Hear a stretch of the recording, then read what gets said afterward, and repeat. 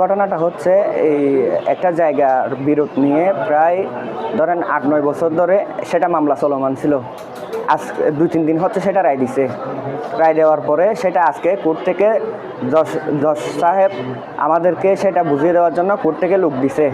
ওখানে গিয়ে আমাদেরকে দখল দিয়ে দিছে। দখল দেওয়ার পরে আমাদের যেই বিপক্ষের লোকগুলা ছিল ওরা এসে আমাদেরকে এসে মারামারি করছে আমাদের সাথে।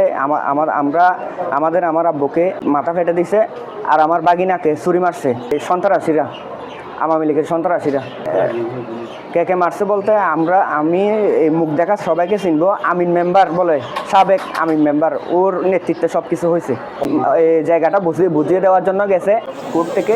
দেওয়ার পরে ওরা 2 ঘন্টা পরে এসে 100-200 মতো লোক এসে হামলা করছে আমাদের উপর। আমাদের প্রায় 20-30 জন মতো লোক আহত হয়েছে। দা নিয়ে কুপাইছে, ছুরি আর দা। আমার আব্বুর মাথায় প্রায় 10-12 সেলাই মতো দিতে হবে। মাথার মধ্যে, শরীরের মধ্যে অনেক আহত হয়েছে। একনার ছুরির আঘাত হয়েছে আর কি। পেটের মধ্যে 2 পাশ দিয়ে ছুরি মারছে পেটের মধ্যে। আমরা এই প্রশাসনের কাছ থেকে, সরকারের কাছ থেকে সুস্থ তদন্ত নিয়ে সুস্থ বিচার চাই।